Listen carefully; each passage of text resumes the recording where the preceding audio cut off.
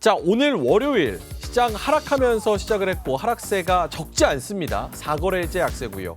8월은 어떻게 숨고르기 들어가나 이런 의견들이 조심스럽게 나오고 있는 상황입니다. 특히나 이제 이번 주에 여러 가지 이슈들 나올 게 꽤 많은데 CPI도 나와야 되고 뭐 중국의 수출입, 생산자 물가, 그리고 에코프로의 MSCI 편입, 지수 편입 요것도 있고 실적으로는 하이브랑 YG엔터 뭐 이런 이슈들이 있습니다. 근데 지금 나오다시피 8월 달에 코스피 어떻게 될 것 같은지 각 증권사들이 이야기한 것이 2,450 그리고 2,500 정도에서 한 2,700까지 밴드를 좀 보고 있는 것 같습니다. 자, 두 분은 어떻게 생각하시는지 OX를 한번 들어봐야 될 것 같은데요.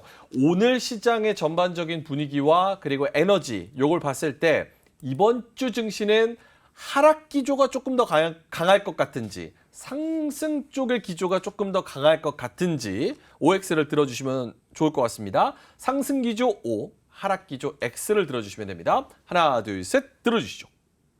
두 분의 의견이 갈립니다.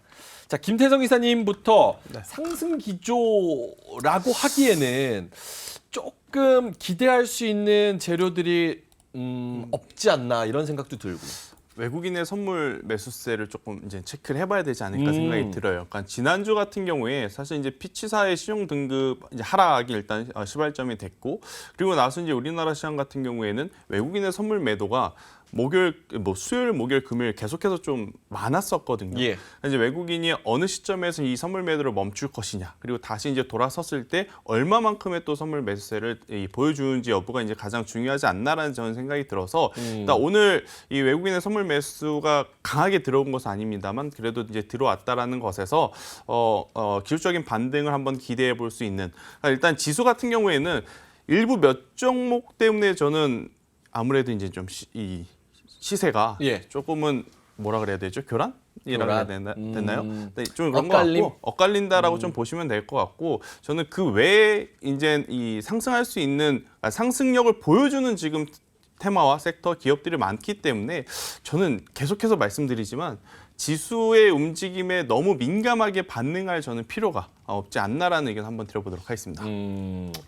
알겠습니다. 나름 또 근거가 있고 조금 상승 기조로 오늘은 그냥 흔들림, 그 이후로는 조금 편안한 그런 상승을 기대하시는 것 같고, 정경민 팀장님은 왜 X 쪽으로 들어주셨는지? 저 지난주랑 좀 비슷합니다. 그냥 지수는 거의 고정돼 있고 이게 약간 공회전이 계속 돌 수밖에 없다라고 좀 보는 이유가 저는 이제 환율로 봤을 때, 그러니까 환율이 저는 신호등이라고 생각을 합니다. 그러니까 환율이 하락을 하면 이제 파란불이 켜지는 거고, 환율이 상승하면 빨간불이 켜지는 거고, 외국인들의 선물 말씀해 주셨는데 외국인들의 선물 수급이 저는 방향키, 그리고 기관들의 어떤 주요 종목에 대한 그런 이제 수급이 이제 악셀레이터라고 보는데 지금 다 반대로 돼 있어요. 물론 오늘 외국인들의 수급이 선물이 조금 3천 계약 정도 좀 플러스로 좀 돌아오긴 했습니다만 지난주 내내 거의 만 계약 정도씩 계속 속된 말로 좀 밟아놨고 원달러 환율도 지금 1,300원대를 넘어가서 과연 다시 1,250원을 향해서 좀 내려갈 수 있는 요인들이 뭐가 있을까라고 생각해 보면은 잘 보이진 않거든요. 그 금리 차는 더 늘어났고, 그리고 대한민국의 여러 가지 매크로 지표가 그렇게 외국인들의 수급을 그러니까 원화를 선호할 만큼의 어떤 요인을 주지는 못하는 것 같고, 그리고 요즘 기관들 매수 수급 보시면 계속 매도거든요. 계속 매도입니다. 이제 일부 종목에 따라서 조금 다를 수는 있습니다만 오늘 좀 3,300억 정도 코스피 매도했고 코스닥에서도 1,000억 정도 매도를 했고, 그렇게 본다면 큰 지표에서 볼 수 있는 그런 지금 수급적인 상황에서 시장을 위로 돌려 세울 만한 요인은 크지 않다. 근데 여러 가지 이제 그 2차 전지나 이런 데서 빠져나온 종목들, 또 다른 테마들, AI 반도체 이런 것들로 어느 정도 버텨가는 그런 구도는 마련이 됐기 때문에 시장이 급격한 하락을 보이기에는 그마저도 좀 어렵다 보니 저는 이제 요 언저리 한 2,500선 중후반에서 이렇게 좀 중천을 떠도는 그런 지수를 좀 보이면서 이제 여기 갔다 저기 갔다, 대표적으로 이제 바이오나 AI나 로봇 이런 것들을 보면 어떤 견인을 할 만한 이제 그런 지표가 있는 종목들은 아니잖아요. 그러니까 특히나 바이오 같은 경우는 계절적인 특징이 좀 있는 그런 섹터들이고, 어떤 수치적으로 대입을 해서 얼마 버니까 멀티플 얼마 곱해서 얼마가 적정 주가야 이렇게 할 수 있는 종목들이 많지는 않거든요. 그렇기 때문에 그런 종목들로 이제 투자 심리에 의해서 움직이는 이제 그런 상황이 갈 수밖에 없다라고 저는 생각이 들어서 일단 어떤 뭐 지수도 그렇고 전체적인 투자 심리가 다소간 좀 관망 심리가 좀 지배하는 그런 상황이 되지 않을까 싶습니다. 그러니까 X를 들어주셨지만서도 사실 하락한다 쪽이 하락은 아니라 아니다. 네. 그냥 지지부진하게 뚜렷한 힌트가 없으니까 방향성을 못 찾는 증시가 그렇죠. 계속될 것이다. 알겠습니다. 초이바바송님이 채팅을 오늘 많이 올려주고 계신데 요즘 시황이 의미가 있나? 수급으로 가는 장인데 이 부분에 그렇죠. 있어서 두 분은 어떻게 동의하세요? 김태형 이사님? 그럴 수밖에 없죠. 예. 지금은 뭐 우리가 큰 그림을 그려봐야 장중 변동성에 사실 그 큰 그림들이 많이 무너지는 그런 상황이라서 지금은 결국엔 돈이 흘러가는 쪽에 손을 들어줘야 되는, 그러니까 초전도체 얘기 우리가 방송 전에 하지 않았습니까? 예. 기업에서는 관련이 없다라고 얘기했는데 올라가는 걸 보면 결국에 이제 수급이 지금 주도하는 그런 시장이다. 그런 장의 개인들은 어떻게 대응을 해야 돼요? 왜냐하면 수급을 예측할 수 있는 건 아니잖아요. 그거 어떻게 대응을 해야 됩니까?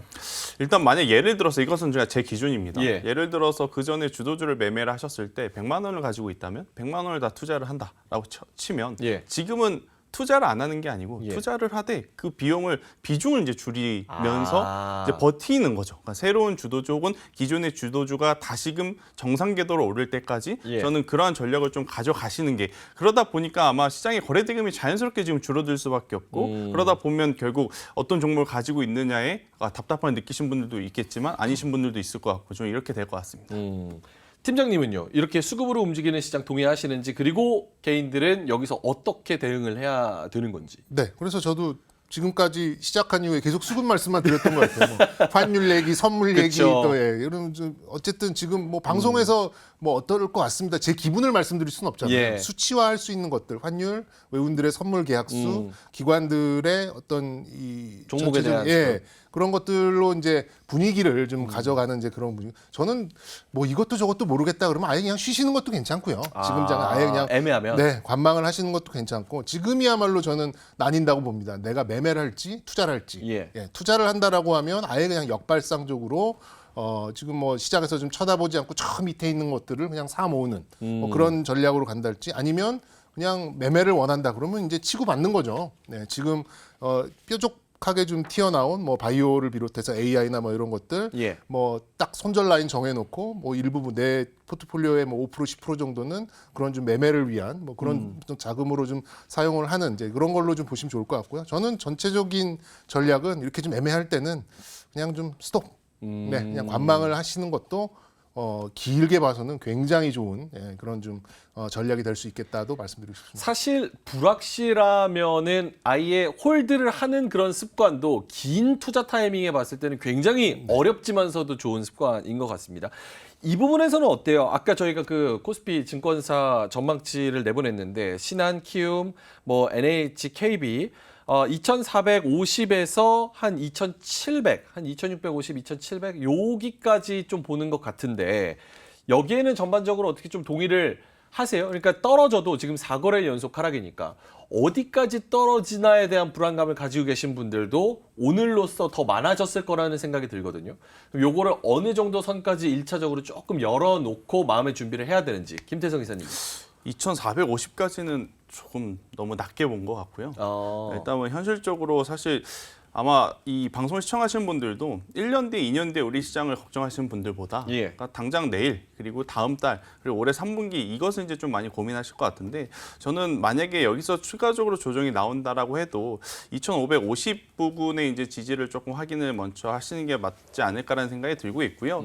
여기서 뭐 당장 이제 빠르게 올라간다라고 보기도 사실은 어려워요. 예. 제가 사실 시장 상승한다라고 긍정적으로 보긴 했지만 지수가 폭발적으로 올라가기에는 현실적으로 좀 어려운 부분들이 좀 많기 때문에 저는 만약 내려가도 2,550 이하는 조금 힘들지 않을까. 그리고 만약 심지어 깨진다라고 예. 하면 예를 들어서 그러면 이제는 그때 또 현금을 적극적으로 저는 사용해야 되지 않을까라는 생각을 조심스럽게 하고 있고, 많이 올라온다 하더라도 2차 전지 그리고 이제 반도체가 전체적으로 한 번에 살아나지 않으면 2,650을 다시 돌파하는 것도 사실은 좀 부담이 될 수 있어서 저는 2,550에서 2,650 사이에서의 작은 박스권 예. 대신에 종목들만 이 테마군들이 굉장히 빠르게 형성이 될 가능성이 저는 높다는 생각이 들어요. 테마군이 네. 예를 들면 초전도체랑 초전도체겠죠. 이런 테마들이 그러니까 뉴스 하나하나에 되게 민감하게 이제는 아하. 시청자분들이 좀 반응하실 것 같습니다. 역시 이제 그런 주도 섹터, 주도주 이런 게 확실하게 확 있지 않으니까 그렇죠. 테마가 계속 왔다 갔다 하면서 그런 현상이 더 짙어질 것 같다. 팀장님은 어떻게 보시는지요? 밴드와 그리고 하방 쪽으로 어느 정도 열어놔야 되는지. 네, 하방은 저는 이제 전저점 2,515 뭐 이 정도 나오는데요. 2,100이면 악플이 한 3,000개 달립니다. 아, 예, 죄송합니다. 2,515. 근데 요게 이제 지난 7월 달에 나왔었는데 그때 이제 환율단을 제가 보니까는 1,340원 정도 갔었네요. 예. 근데 지금 오늘 환율이 1,306원이니까 단순 수치로 봤을 때는 한 2%? 뭐 이 정도잖아요. 그렇게 보면 지금 2,580이니까 역시 뭐 2%면 한 5, 60포인트. 그렇게 딱 대입을 해보면 2,500선 초반 정도면은 원달러 환율이 또 막 미친 듯이 또 이렇게 치고 나갈 뭐 예. 그럴 확률도 상당히 현실적으로는 적기 때문에 이 정도가 좀 어느 정도 좀 방어진을 구축하지 않을까라는 생각이 들고 글쎄 상승은 2,700선 정도가 좀 막히지 않을까 싶어요. 말씀드린 대로 이거를 좀 뚫을 만한 에너지가 예. 좀 보이지는 않기 때문에 일단 한 2,600선, 2,580선 요게 중심선이 될 것 같고 요 안에서 이제 좀 어느 정도 좀 위아래 좀 예. 움직이는 흐름이 나오지 않을까 싶습니다. 알겠습니다. 2,100 듣고 깜짝 놀라서 애 떨어질 뻔했다고 지금 큰일 날 뻔했습니다. 그 2,100 가면 뭐 저도 이제 주식시장으로 먹고 사는 사람인데 예, 예. 네, 그렇게 말씀드리겠습니다. 네. 알겠습니다. 죄송합니다. 자두님은 오히려 2,100 오면 집 팔아서 사야죠. 이렇게 네. 말씀을 또 해주셨습니다. 알겠습니다. 많은 분들이 좀 여기 관심 많으신 것 같아요. 그러니까 수급 측면에서 봤을 때 지금 초전도체랑 2차 전지, 특히나 2차 전지를 트레이딩 관점으로 접근하시던 분들이 그쪽으로 좀 수급이 넘어간 것 같다. 이런 현상에 있어서 2차 전지가 트레이딩적으로는 지금은 조금 한풀 꺾였다라고 봐야 될까요? 그 수급이 다 초전도체로 갔다고 판단을 해야 될까요?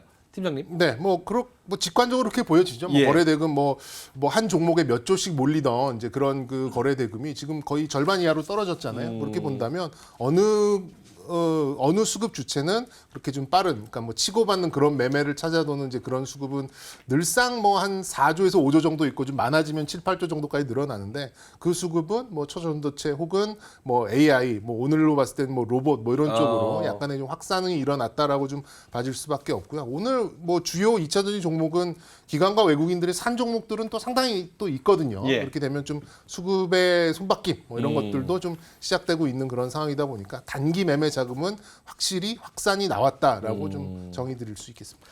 김태성 이사님한테는 좀 어려운 질문을 네. 드리겠습니다. 워낙 모든 질문에 다 답변을 잘 하시니까.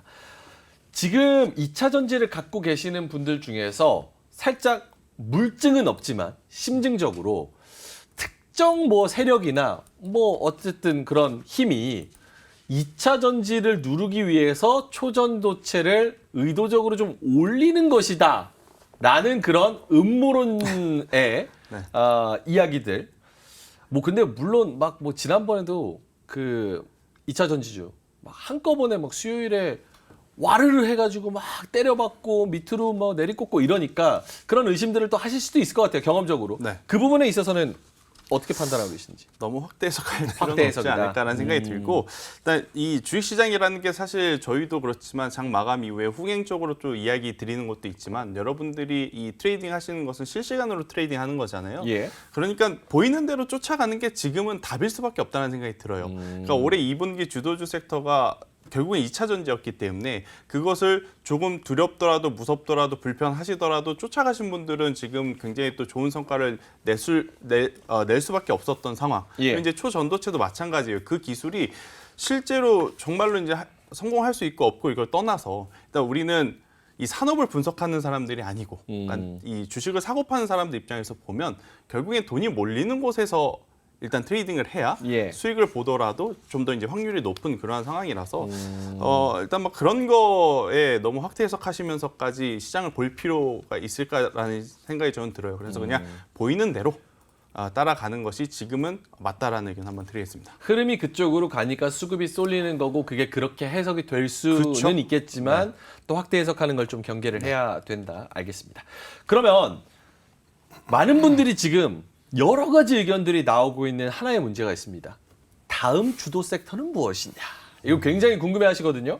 근데 물론 바로 주도 섹터가 뿅 하고 나타나는 건 아닙니다. 상황은 좀 봐야 되긴 하지만 지금 현재의 상황까지 봤을 때는 주도 섹터 다음 거는 얘가 되지 않을까라는 유망 후보 마음속에 뭐 지난주에도 똑같은 질문을 드렸습니다만 마음속에 있는 유망 후보 섹터가 뭐가 있는지 팀장님부터.